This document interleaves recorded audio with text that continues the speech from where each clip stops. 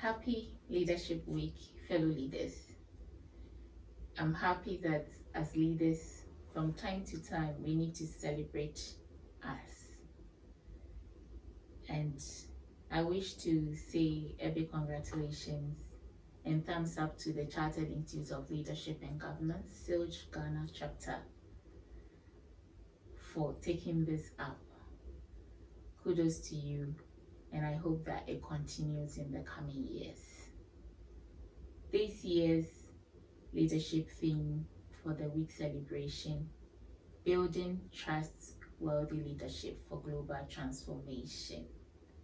I would like to touch on building your reputation as a trustworthy leader for global transformation. Building your reputation as a trustworthy leader for global transformation. As a leader, I think that your reputation is very important. That's how I would like to touch on our reputation, why important it is for global transformation. So, expectations of trustworthiness for people about us as leaders is really expanding, and it's very, very important that we gain the trust of people as leaders, and this would help us to build a global transformation.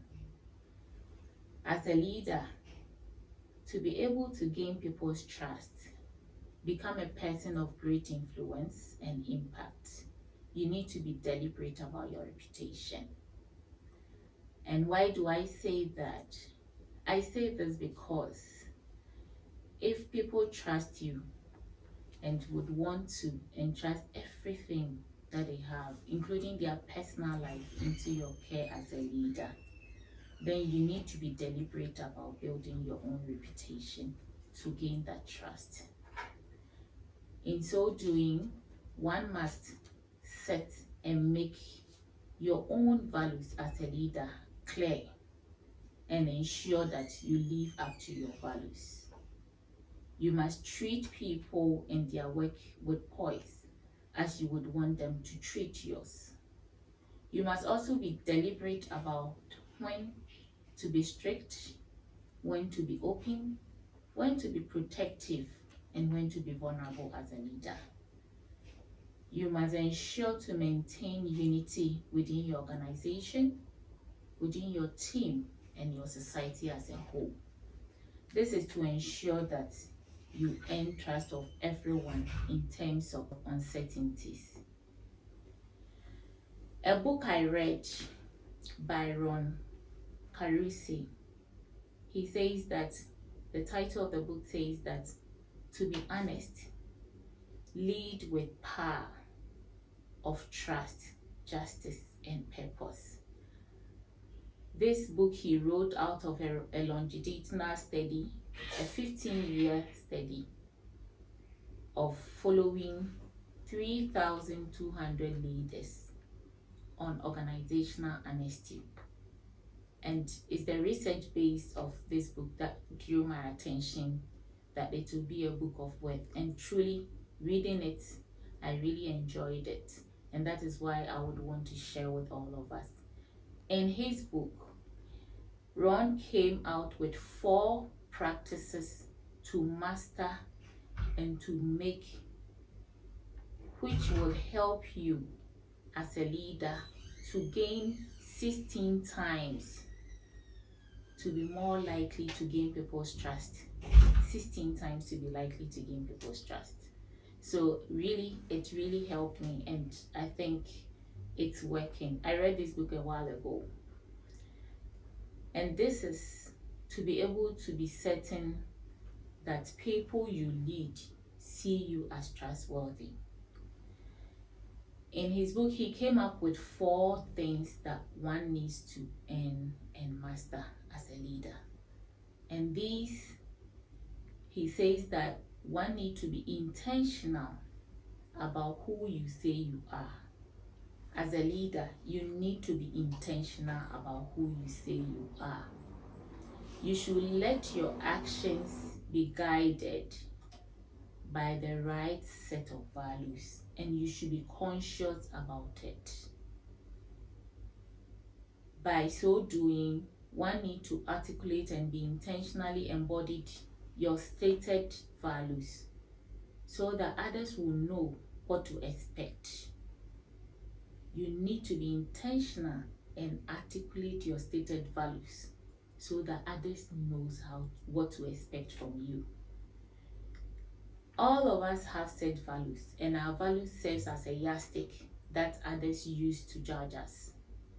Our values serves as a yardstick that others use to evaluate whatever we do. So it is important that we make the right values and live by it, so that people will not just make assumptions about whatever they see. That you say this are your values, but you do otherwise. And we must ensure that we inculcate these values in our day-to-day actions. It is also important for us to acknowledge our say-do gaps. As human as we are, nobody is perfect. But if you say that you are this and you do otherwise, acknowledge it. You acknowledge, you apologize, you pick up from where you left off and you continue. We must also be ready to face the consequences of our actions as leaders. Most leaders sometimes find it so difficult to apologize because they are leaders, and that's why should I apologize? It's very important. You apologize when people that you lead sees that even our boss or our head apologizes to us when they also make mistake. They will not hide it. They would also accept it, and this will let your institution grow, and that will what will bring the transformational and global change that we are looking out for. His second point was we should treat others and their work with dignity. Do unto others what you want them to do for you. If you don't value the work of somebody, how would you as a leader expect them to also value? They can do it in front of you for it to show they value it. But when you turn away, do they still care? Since you don't care and value theirs. To win the trust of people, it is vital to value both the person who is contributing and what they contribute. It's not only what they bring to board, but value the person, as you also want to be valued as a leader. People are likely to trust their colleagues who graciously regard them as part of what they do and what they bring to board. As a leader, in trusting and seeing people with dignity with what they bring to board, you need to create opportunities for them to also shine. It's our organization, it's our country, it's our society, it's not only yours. So create opportunities for others to shine. Look for ways that allow others to showcase their talent and connect them with the right people who will help them to shine. This is a virtue of a great leader. You also need to be a leader that will create a place for people to fail. We are all not perfect. You fail sometimes, others also fail sometimes. Try and find balance to express your disappointment by making sure that people's self-esteems are not dented.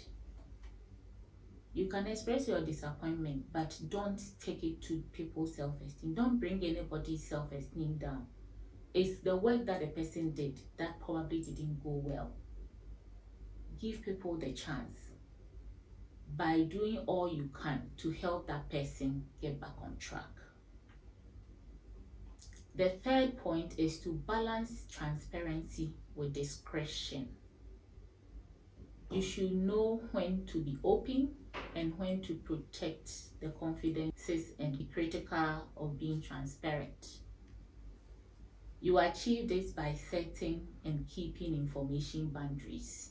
As a leader, You can't just go about saying things that were discussed at your board meeting just like that at a common room. No. You should be this. You should know when to be this. You should know who you share things with and what information you need to share. You need to be conscious of what personal information you share, and you have to be helpful by giving out work-related information to people who need them to make the institution progress. You don't need to be bossy about work-related information. Do not use work-related information as source of power, but stay clear of sharing sensitive information to people you trust, so that you will not just be letting out sensitive information that will just be out of place.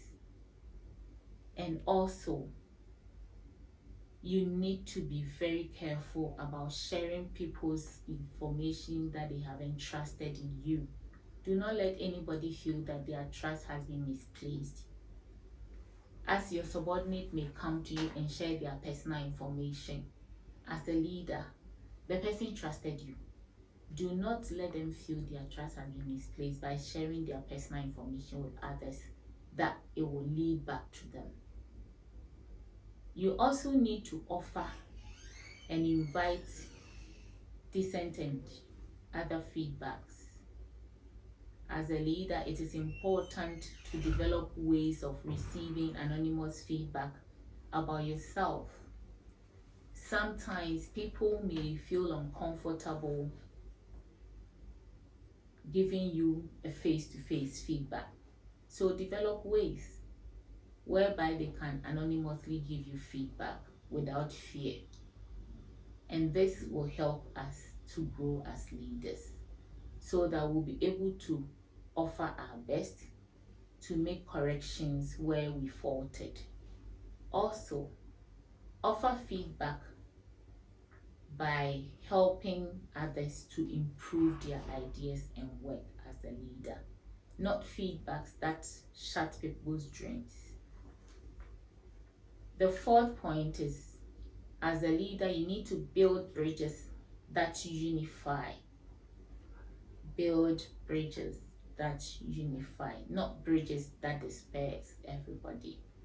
You have to ensure that you create an atmosphere that brings people together than what destroys relationships. It is important to turn rivals into accomplices. As a leader, you need to encourage and serve for the greater good of others, instead of remaining antagonistic towards what shows a willingness to put your ego aside and trust those you might once have struggled to trust. It is important to help break the boundaries between departments by working together as a team. You need to be fascinated about what others do. You need to create belongingness.